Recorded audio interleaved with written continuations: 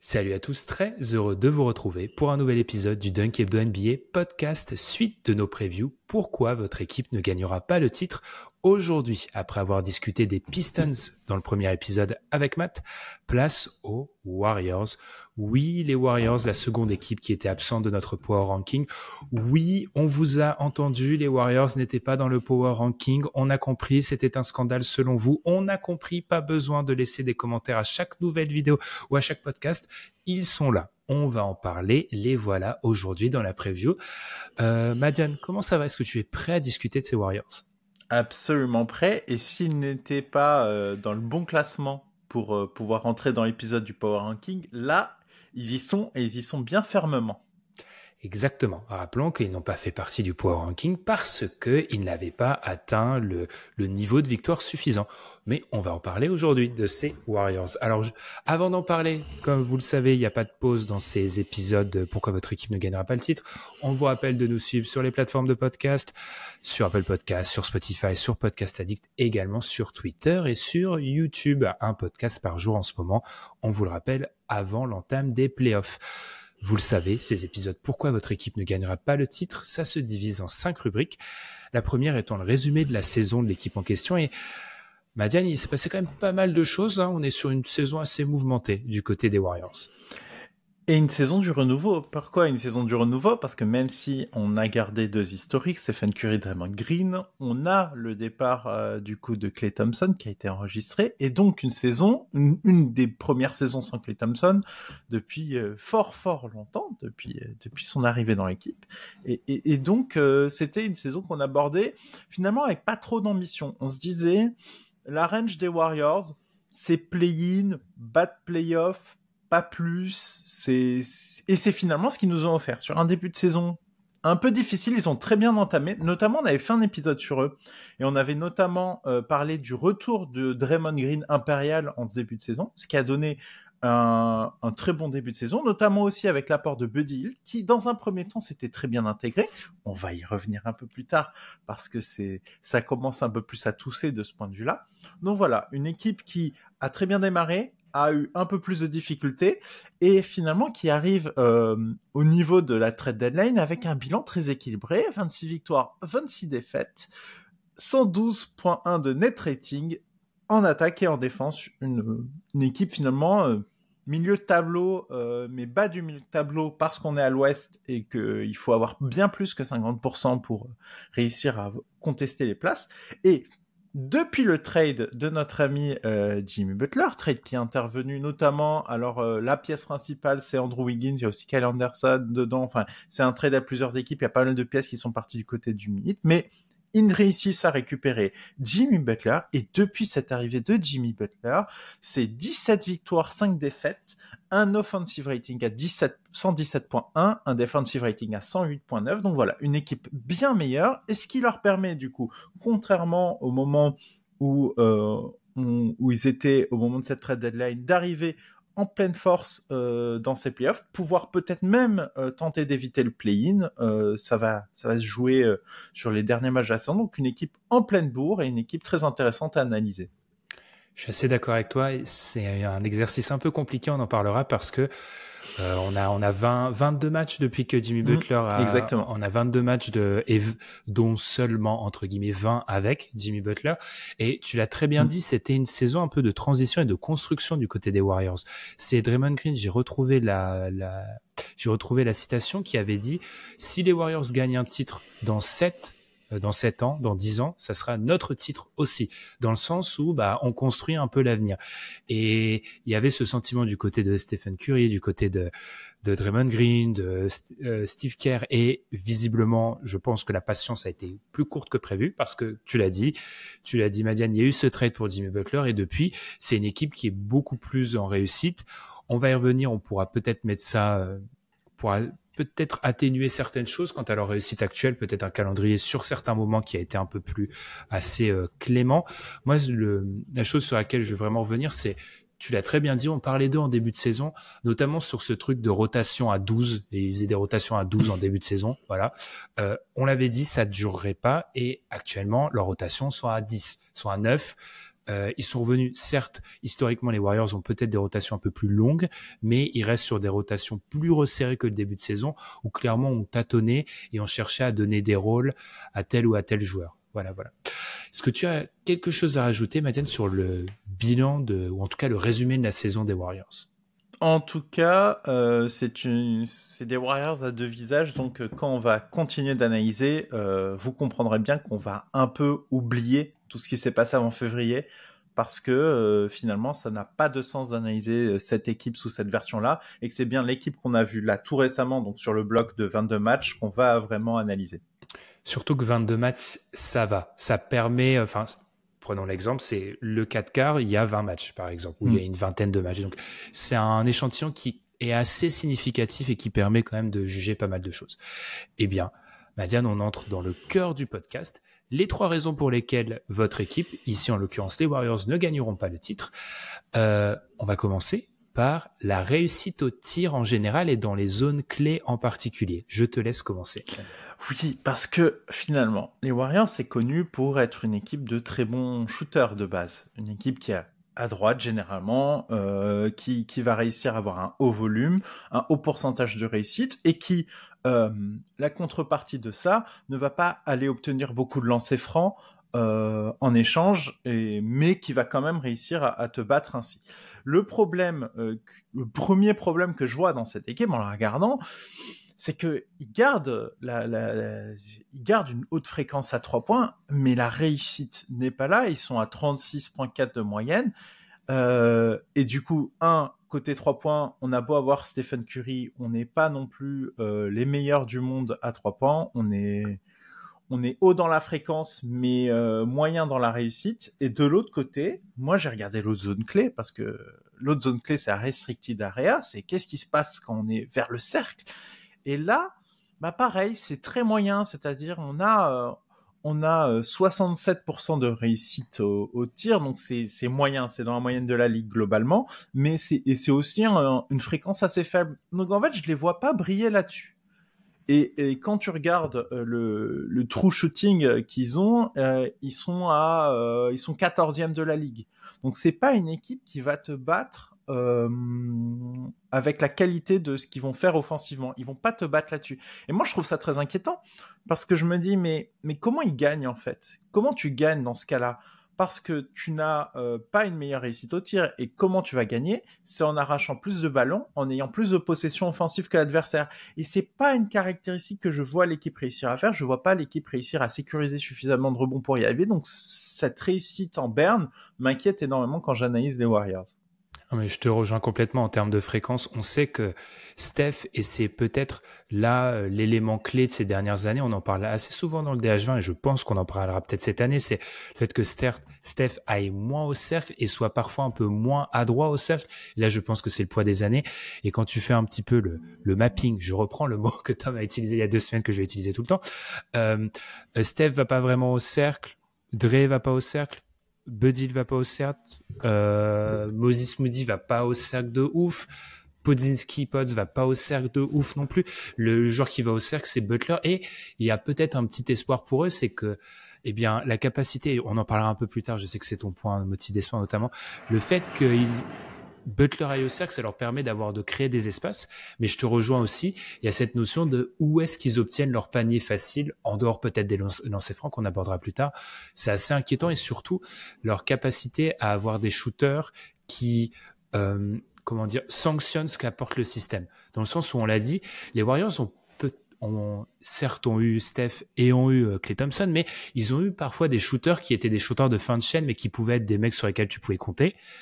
Là, même en termes de joueurs de fin de chaîne à 3 points, on parlera, je vais pas encore griller la partie Buddy Hield, mais qui est un joueur sur qui tu peux compter, il y a plus de questions, quoi, clairement. Ouais, c'est un problème, c'est que finalement tu as perdu des qualités à ce niveau-là. C'est logique, parce que l'équipe ne pouvait pas rester comme ça. Mais le problème qu'on a dans cette version des Warriors, c'est qu'on a beau avoir eu certaines questions clés qui se sont améliorées, ça reste un peu cet ADN-là des Warriors. Donc ils ont beaucoup de fréquences, beaucoup de tirs à 3 points. Et Et ça, avec aussi peu de réussite, ça peut vraiment jouer contre toi, notamment en playoff, parce que là, tu peux vraiment te taper des longues séries sans marquer. Et on sait que c'est souvent ça qui vient te faire mal en playoff, c'est quand tu n'as pas la réussite pendant 2, 3, 4 minutes dans un quart-temps, et là, tu te prends des runs et des runs sévères des équipes adverses si tu n'es pas capable de les stopper. Donc, c'est ce qui m'inquiète principalement. Est-ce que tu as quelque chose à rajouter sur ce premier point, Madiane? Non, tout va s'enchaîner ensuite. Eh bien, un autre point qui peut amener des points, justement, assez faciles, c'est la transition. Et la transition, c'est loin d'être le point fort de ces Warriors, Madiane. Ben, c'est un peu aussi ça qui m'inquiète, parce que justement, il a fallu chercher derrière ça un peu des motifs de sourire. Il y en a. Ça reste une bien meilleure équipe qu'en février. Hein. Comme dit, on cherche des failles dans ces équipes, mais ça reste des bonnes équipes, hein, des équipes de play-off. Et la transition, c'est vraiment pas bon. En termes de points par possession, de fréquence de transition, c'est-à-dire qu'ils ont peu souvent l'occasion d'en faire. Ils arrivent finalement, le nombre de points qu'ils ont sur des pertes de balles, ils sont 26e de la ligue en fréquence. C'est vraiment le bas de la ligue.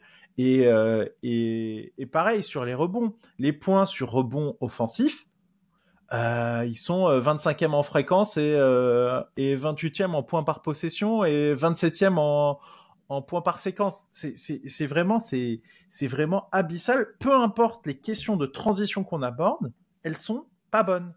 Et ça, pour une équipe qui, justement, va avoir besoin de ces points faciles, notamment dans la séquence, c'est extrêmement inquiétant. C'est peut-être un peu plus inquiétant que la réussite au tir parce qu'elle pourrait varier, etc. Mais là, c'est une caractéristique de cette équipe. Elle n'arrive pas à récupérer des points faciles. Il y a ce truc avec les Warriors, c'est que je pense qu'on s'inquiétait moins de ça à une période parce que c'était une meilleure attaque. En fait. Parce que, en gros, historiquement, depuis la fin des Warriors, KD, Steph, Clay, etc., c'est pas une équipe qui joue beaucoup de transition, c'est pas une équipe qui s'appuie sur la transition, là où c'était une équipe dévastatrice en transition pendant son prime. Mais comme tu l'as dit, Madiane, je pense que là, on est arrivé à un stade où, sachant que leur attaque est, en gros, c'est une des moins bonnes attaques des Warriors qu'on a sur les 3-4 dernières années, bah, cette incapacité à mettre en avant les transitions, je pense, est un gros point faible. Est-ce que j'ouvre cette porte? Est-ce qu'il n'y a pas aussi la question de l'âge des joueurs, en fait? On l'a pas encore dit, mais on est sur Steph commence à avoir un certain âge. C'est la même chose pour Jimmy Butler, c'est la même chose pour Draymond Green. À quel point ils veulent aussi, du coup, pousser le tempo de leur équipe, quoi? Non, ils peuvent pas jouer up tempo mais pourtant ils avaient quand même avant les transitions sur des 3 points avec un gars ouvert, ils avaient quand même quelque chose. Ils n'avaient pas les points faciles, généralement c'était surtout du 3 points, mais ils les avaient et ils en mettaient. Là vraiment c'est pas une capacité qu'ils ont et c'est quand même un peu inquiétant parce que justement ils vont beaucoup compter sur du coup, comme ils sont pas forcément meilleurs à la réussite, ils doivent compter sur ces pertes de balles, ces rebonds offensifs, ces points-là pour venir mettre plus de points que leur adversaire. Et c'est pas là où ils brillent. C'est ce qui m'a rendu plutôt pessimiste sur l'avenir des Warriors quand j'ai regardé dans le détail, c'est que quand tu n'as pas ça et que tu n'as pas la réussite au tir, j'ai du mal à envisager de bonnes portes de sortie face aux très bonnes équipes. Attention, là, on parle vraiment face aux très bonnes équipes. En général, ils arrivent à s'en sortir. Tu fais bien de le rappeler, Madiane. Rappelons qu'on est dans un exercice où on compare les Warriors aux 14 équipes qui sont selon nous les plus proches du titre. Donc être solide ne suffit plus, il faut être très très bon. Voilà. Et justement, en défense, les Warriors le sont très très bons depuis l'arrivée de Jimmy Butler. C'est la 3e meilleure défense de la NBA. Et pourtant, ton 3e point d'inquiétude, Madiane, c'est la défense intérieure, je précise, dans la jungle de l'Ouest.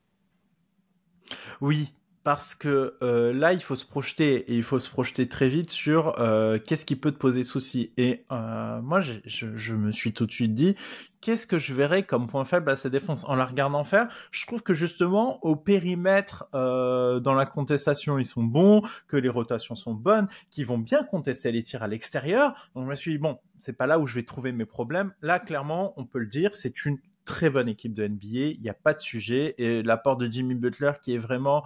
ça fait vraiment un deuxième général, mais un général autour du point of attack. Donc, tu as les deux.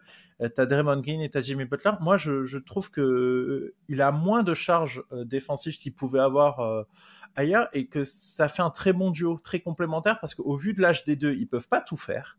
Mais que là, chacun a ses tâches et que ça se goupille plutôt bien dans cette équipe. Par contre, le cercle, ça, c'est le truc que j'attaquerais si j'étais un adversaire des Warriors. Et justement, sur le cercle, ils sont quand même 19e à la défense au cercle.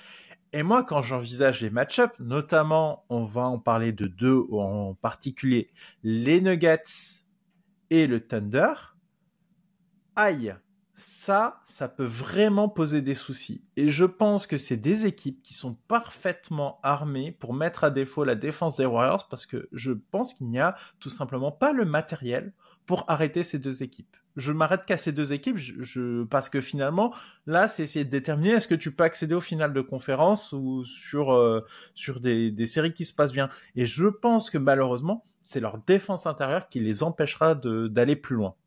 Je suis assez d'accord avec toi. C'est la bonne nouvelle pour eux, c'est que si on fait la cartographie de l'Ouest, des équipes qui attaquent beaucoup le cercle, en fait, il y a Denver et il n'y a pas les autres. Mais autrement, il n'y en a aucune dans le top 10. Mais ce qu'il faut se dire, c'est que sur une série, comme tu l'as très bien dit, où tu attaques des match-ups spécifiques, ils peuvent être en grande difficulté.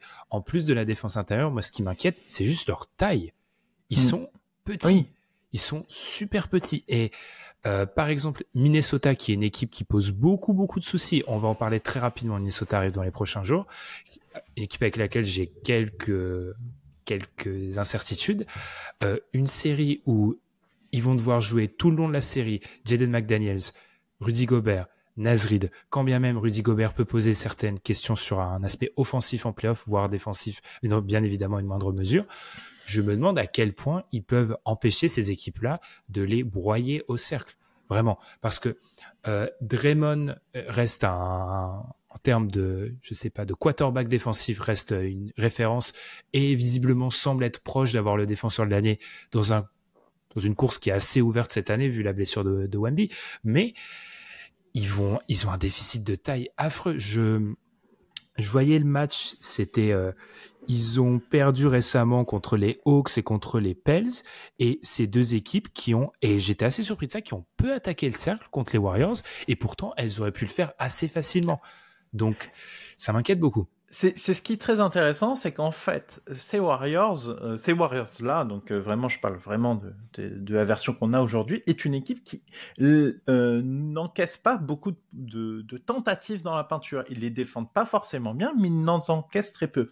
C'est justement là où il faut regarder, c'est que si c'était une mauvaise équipe à la défense au cercle, ce serait pas une bonne défense. Là, c'est une bonne défense. Là, on essaie d'attaquer le point faible qu'il y a. C'est-à-dire qu'aujourd'hui, ces Warriors-là arrivent à boucher cet accès au cercle, mais quand les match-ups seront des migraines à gérer pour tout le monde, ils devront faire un choix.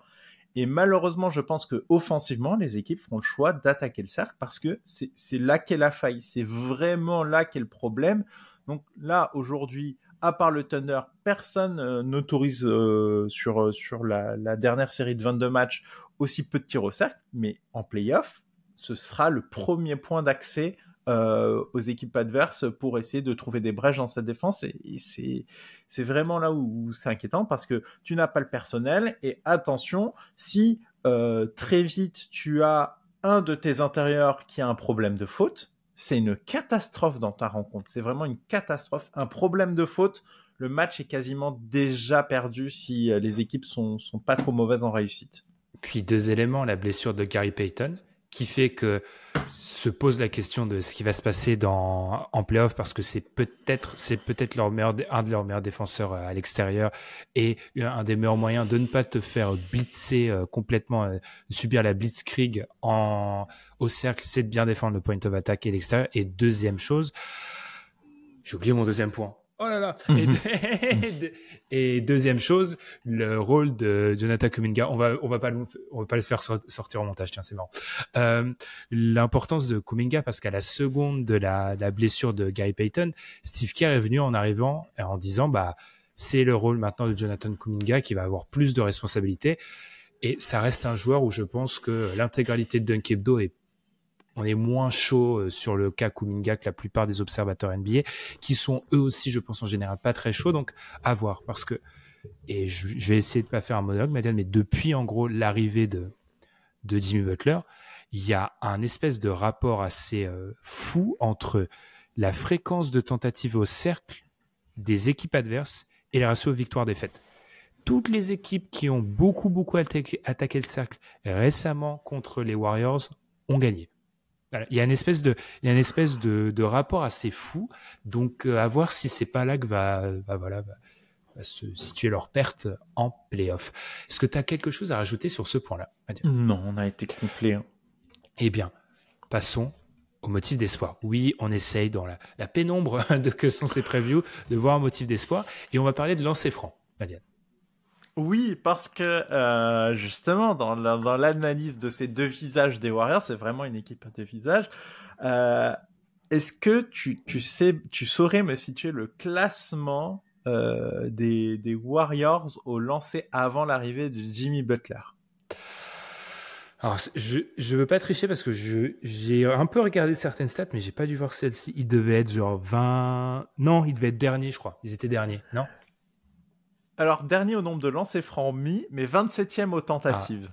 Ce qui est incroyable. Enfin, vraiment, si c'était présenté sous ce visage-là, je vous aurais dit, bon les gars, déjà qu'il n'y a pas beaucoup de réussite au tir, s'il n'y a pas les lancers, c'est mort. Mais les Warriors version Jimmy Butler sont 3e au nombre de tentatives et mettent le plus de lancers francs par match aujourd'hui en NBA. Et ça c'est déjà niveau métamorphose, c'est incroyable, mais surtout ça c'est ce qu'on dit, c'est que c'est une équipe qui a perdu un peu de shoot, un peu de qualité de tir, mais qui a gagné du coup en échange cet aspect-là, cet aspect pouvoir aller gratter les lancers, gratter les points, et ça c'est une caractéristique qu'ils n'ont jamais eu. Les Warriors champions, c'est une des équipes championnes qui a tiré le moins de lancers de l'histoire, hein. Clairement sur les 20 dernières années, il n'y a que qui sortent. Et justement, une équipe moins en réussite au niveau de ses 3 points a besoin de ses lancers francs pour rester une équipe décente. Et là, s'ils arrivent justement à, du coup, un peu plus durcir ce jeu, gratter ses lancers et ses points faciles, c'est là où ils vont pouvoir faire la différence. C'est extrêmement important pour eux. Ils ont besoin de ça pour être une très bonne équipe de playoff. S'ils n'ont pas ça, ils ne le seront pas. Pour l'instant, ils le sont et il faut espérer que ça reste parce que pour moi, ça, c'est le motif d'espoir dans la grille offensive qu'ils affichent. Et là où je te rejoins, c'est que c'est là où il est important de parler des 2 saisons des Warriors, c'est que l'impact de Jimmy Butler sur ça est immense, très clairement. Et je l'ai déjà un peu mentionné tout à l'heure, mais le fait qu'il puisse avoir un deuxième vrai playmaker maintenant, parce que on l'a dit depuis quelques années, le vrai problème c'était que il manquait parfois un deuxième ou un troisième playmaker, quel que soit ça dépend où on classe un Draymond Green, et le fait d'avoir un joueur qui puisse porter le ballon et qui puisse du coup laisser Steph plus loin du ballon sans laisser la possibilité aux équipes de doubler Steph, ça crée tellement d'espace et ça permet du coup à des joueurs comme Butler, à Kuminga d'aller chercher des lancers francs, ce qui est assez important pour eux et ce qui leur permet d'avoir un matelas offensif. Alors, je pense que Madiane, on va tous les deux le dire ça, se baser sur les lancers francs. Alors, il y a eu déjà des stats qui ont été faites. Il n'y a pas moins de lancers francs en playoff où il n'y en a pas plus. En fait, c'est... Oui, ça revient au même. Le X, c'est la volatilité. C'est-à-dire que, en gros, c'est que tu dépends parfois du corps arbitral qui, un soir, aura décidé de pas siffler certaines fautes. C'est ça qui peut poser plus de problème. Là où je mettrais un petit point positif du côté des Warriors, c'est que c'est une équipe avec de l'expérience, donc ils vont peut-être avoir les superstar calls, les coups de sifflet de superstar qu'aurait peut-être pas une équipe genre du Thunder par exemple. Ça c'est peut-être un point qu'on abordera dans leur preview. Donc c'est au moins ça leur permet d'avoir un matelas offensif assez important. Je suis d'accord avec toi, surtout dans les minutes sans Steph, parce que ça reste des minutes difficiles quand bien même Jimmy Butler et voilà soit arrivé. Est-ce que tu as d'autres choses à dire? Non, mais pour compléter là-dessus, c'est aussi là où cette version des Warriors a besoin d'être là. C'est aussi, malheureusement, il va falloir que Kuminga soit important dans l'impact aussi physique, parce qu'ils n'en ont pas énormément des joueurs capables de dominer physiquement. C'est des équipes les moins longues, les moins hautes, Mais il va falloir qu'on retrouve un peu Nobi dans des Kuminga qui réussissent à donner leur rapport. Et actuellement, c'est, je crois, le deuxième meilleur joueur le deuxième joueur qui récupère le plus de lancers par match. Ça, c'est important. Ils ont besoin de lui aussi sur cet aspect-là du jeu. Bah, c'est peut-être leur meilleur joueur au cercle, peut-être avec Butler, mais le truc avec Butler, c'est que quel Butler en fait. Bref, on n'a pas encore abordé, mais ça, on va peut-être l'aborder dans Plancher Plafond. Quel Butler.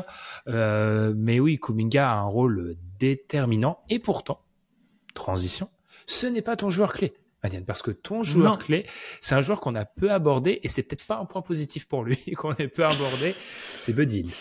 Non, Buddy Hield, c'est clairement pour moi celui qui souffre le plus depuis le début de saison, parce que vraiment, on en avait parlé, vraiment, on avait fait un épisode dédié, j'avais parlé du fait que Buddy Hield s'était extrêmement bien intégré à cette équipe, mais là, force est de constater que là, sur la dernière séquence, il est pas bon, il est pas dedans, et surtout, il ne s'intègre pas, il ne fit pas avec cette équipe, j'ai l'impression. Mais, quand tu regardes les stats, et notamment, c'est ce qu'on dit, qui va tirer en fin de chaîne? Oui, évidemment, Stephen Curry va tirer en fin de chaîne, mais pas que. Ils ont besoin de Buddy Hield, mais ils ont besoin de Buddy Hield. Apte à rester sur le terrain. Ça, c'est un problème. Déjà, Buddy Hield, la première question que tu dois te poser, c'est comment je fais pour garder Buddy Hield sur le terrain? Et je pense que tu devras prendre les trous de souris quand ils seront là. C'est-à-dire que quand la rotation adverse forcera à poser des joueurs qui seront moins problématiques pour lui, il faudra le faire rentrer parce que tu as besoin de lui. Je n'envisage pas une campagne qui marche en playoff sans qu'on lui donne des minutes et on lui donne une responsabilité. Et là, il va falloir que sur le peu de temps qu'on va pouvoir lui accorder, qu'il soit très efficace. Pour moi, c'est un facteur clé de succès. Si tu me dis les Warriors sont allés loin, moi, je me dis tout de suite, ok, ils ont réussi à l'intégrer dans la rotation, à lui donner une utilité, à lui donner du minute, et c'est lui qui a été le tireur en fin de chaîne. Et je pense notamment aux minutes sans Steph. Ces minutes sans Steph que Jimmy arrive à assumer, ça marche bien, franchement, sans Steph avec Jimmy, c'est plutôt quelque chose qu'ils arrivent à faire. Mais dans ce cas, il te faut vraiment un vrai tireur de fin de chaîne, et c'est lui, il est là pour ça. Donc, ils ont besoin de Buddy Hield efficace. Je vais être très honnête avec toi, Madiane. Pour moi, il reste injouable en playoff.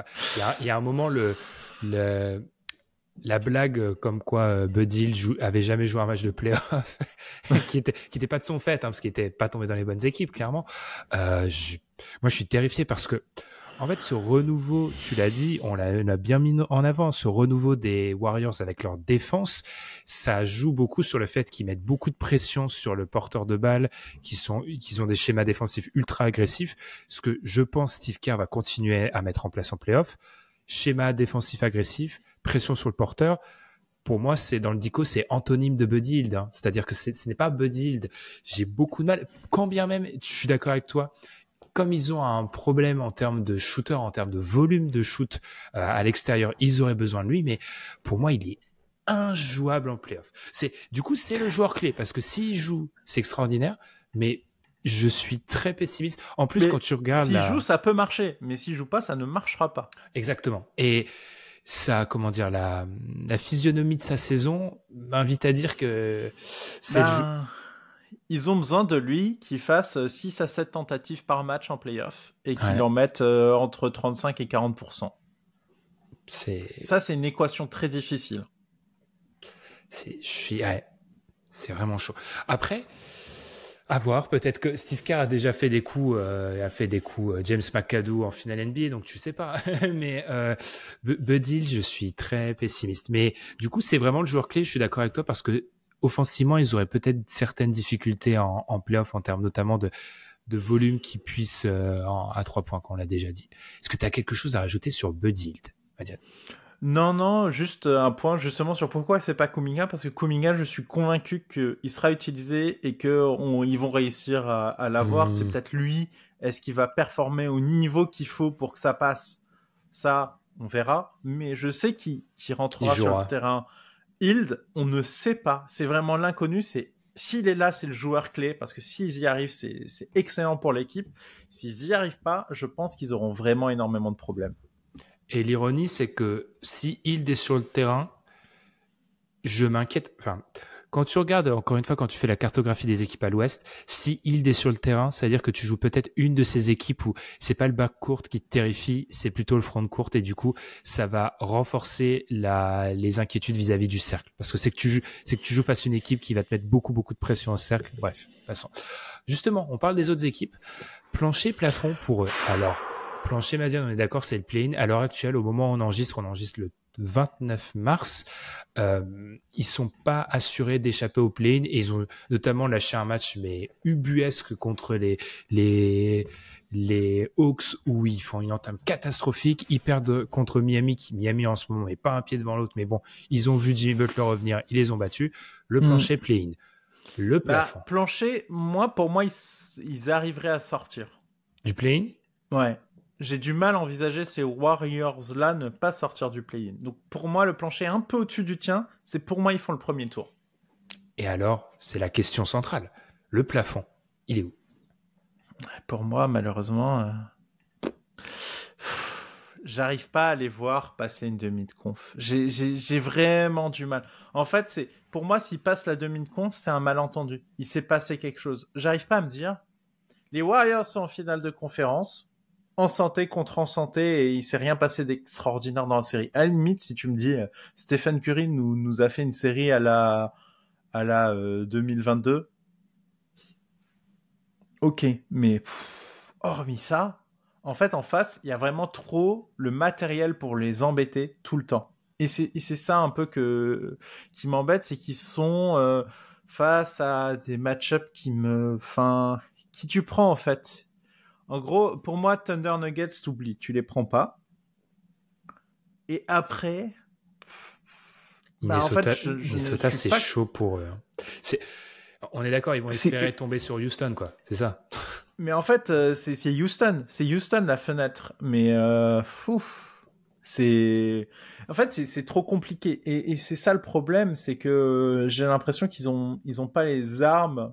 En fait, ils ont besoin que le Thunder et Denver se neutralise et là le reste des équipes il y a peut-être moyen qu'ils réussissent à les battre mais ça va être difficile et surtout physiquement les séries sont longues, les séries vont être longues, ils vont commencer de loin, alors ça t'aide à arriver lancé, on l'a bien vu que des fois ça t'aidait à arriver lancé mais ça va être difficile et je pense que plus ça avancera plus ce sera difficile parce qu'en plus les équipes qu'ils ont, tu prends Houston, c'est young core. C'est là aussi, c'est physiquement. Est-ce qu'ils vont réussir à tenir une série en 7 face à eux?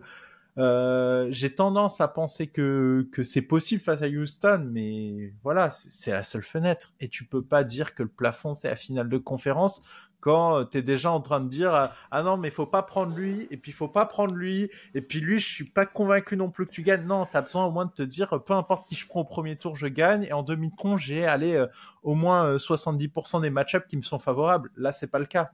Donc c'est pour ça que je mets pas au-dessus. J'exclus pas le fait qu'ils y arrivent, mais ça va demander un petit concours de circonstances et un petit peu d'aide. Je suis d'accord. J'ai été un peu dur sur le plancher play-in. C'est plutôt pour moi deux principes, vu que c'est des matchs secs. Je peux pas. Tu peux potentiellement perdre sur le play-in, même si on est d'accord. Déjà le 10 à l'ouest, bref. Et ensuite, les Kings 9, si les Kings sont encore 9, sont pas les plus inquiétants. Après, je te rejoins.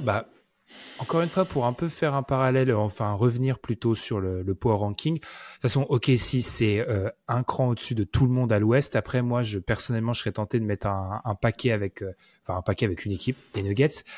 Après, le reste, le truc, c'est qu'on arrive dans une confesse où il y a beaucoup de questions. On enregistre après que Memphis ait limogé Tyler Jenkins. Donc, il y a un moment, une équipe qui a un assistant coach qui va arriver pour les 10 derniers matchs de la saison régulière. Je sais pas à quel point je dois lui faire confiance.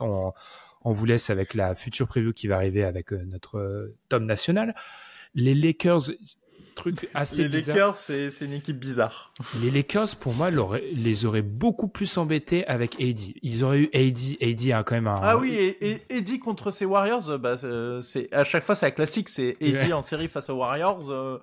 Voilà, ça leur aurait posé énormément de soucis, mais là, avec un secteur intérieur des Lakers qui est beaucoup plus affaibli, certes avec Luka, la question se pose autrement. Les Clippers, on va faire l'épisode Clippers, c'est une équipe. Je vais faire l'épisode Clippers en plus, donc je veux pas griller, mais c'est une équipe qui peut-être m'inspire pas trop. Donc tu peux défendre le fait qu'ils vont passer une série, mais autrement je te rejoins, c'est trop difficile.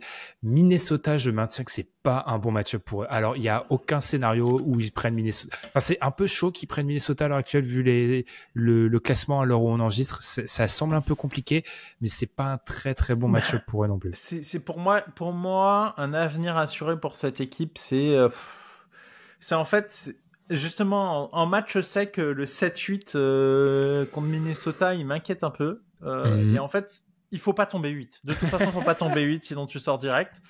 Donc, c'est un peu ce qui m'inquiète, c'est que là, il va falloir que sur la fin de saison régulière, ça cravache suffisamment pour tomber sur le 6e ou le 5e strapontin. Et encore, bah non, parce que même le 6-3, il est pas à ton avantage si c'est les Nuggets. Enfin, voilà, là, t'es déjà. C'est pour ça que je dis toujours, tu peux pas donner un plafond final de conférence à une équipe où tu es en train de regarder le classement en train de te dire alors attends, lui non, lui non, ah c'est chaud, lui peut-être non. Pour moi, une équipe que je donne finale de conférence, c'est de dire bon, je pense que je peux prendre tout le monde. Exemple, cette équipe bizarre des Lakers, tu sais pas comment elle va sortir en fait, donc tu te dis qu'ils peuvent prendre beaucoup de gens finalement en faisant la bonne série. Alors que ces Warriors-là, leur succès est trop conditionné à qui ils voient en face.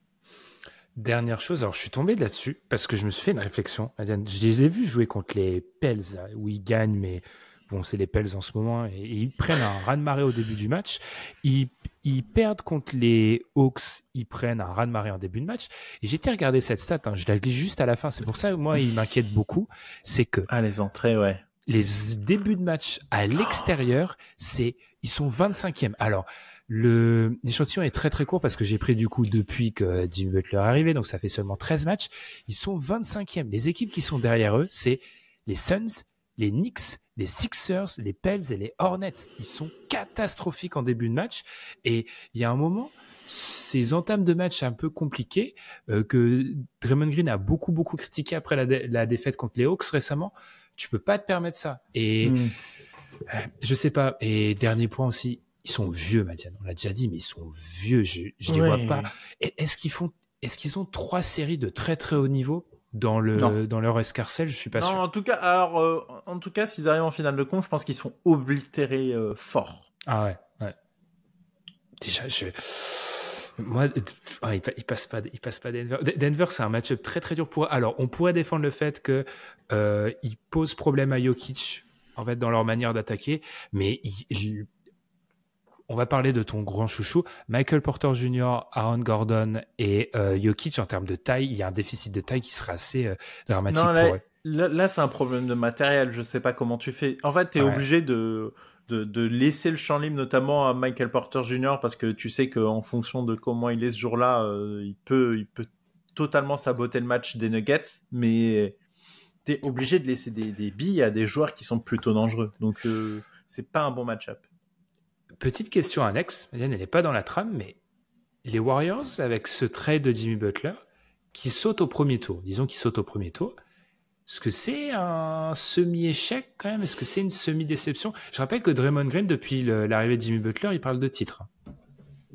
Je pense que ça... Alors... Rappelons le théorème Lakers, c'est-à-dire entre ce que tu es capable de faire et ce que tu annonces pouvoir faire. Non, pour moi, en fait, c'est une bonne chose, ce trade, quoi qu'il arrive, parce que tu vois que ce trade a un peu ressuscité les espoirs de voir une équipe compétitive à court terme. Que tu n'avais pas. Vraiment, en février, tu te disais pas que les Warriors seront compétitifs cette année. Ça parlait de différents trades, tu te disais, bon, c'est mort là, il va falloir rebâtir quelque chose. Eh ben non, là, t'as peut-être un moyen sous cette version-là de te dire que l'an prochain, tu vas être bien. Ok, eh bien, on en a terminé, Madiane, avec les Warriors. On a donc rattrapé les deux équipes qui manquaient à l'appel, selon vous. On vous a entendu, les Pistons et les Warriors, deux équipes, bien évidemment, qui n'ont pas un destin qui semble promis à de grandes envolées en playoff. En tout cas, nous, on va continuer dès demain. Alors, ce qu'on va faire, c'est qu'on va remonter le power ranking d'il y a quelques semaines de l'équipe qui était classée à la dernière place à l'équipe classée à la première place. Vous allez donc deviner. Normalement, si vous avez bien suivi, je ne vous dis pas dans les commentaires, vous allez me dire quelle équipe va arriver demain, normalement, si vous avez tout bien suivi et surtout, si on arrive à tout enregistrer dans le bon ordre. C'est pas sûr. En tout cas, on va faire le maximum. D'ici là, n'hésitez pas à nous suivre sur votre plateforme de podcast préférée, sur Twitter également, et sur YouTube où tous les jours en ce moment, c'est un épisode à 19h15. Madiane, on te retrouvera la prochaine fois pour parler d'une équipe dont les espoirs de titre sont nettement plus hauts. Oh que oui, les espoirs. C'est une équipe où là, vraiment, trouver les failles, faut y aller au microscope en train de regarder les micro-défauts. Bon, sachant qu'il y en a 2-3 qui sont au-dessus du lot, qu'il y en a une où on a un supporter de l'équipe en question dans l'équipe, vous pouvez peut-être deviner, on va retrouver Madiane. Ce que je peux vous dire, c'est que si vous adorez Madiane, vous n'allez pas le voir maintenant. Il va pas revenir dans la semaine. Il va revenir vraiment pas loin de l'entame des playoffs. Voilà, dernier indice. À la toute fin, il va revenir. En tout cas, on vous remercie de nous avoir écoutés. Puis nous, on se retrouve demain pour un nouvel épisode. Salut. Tchuss.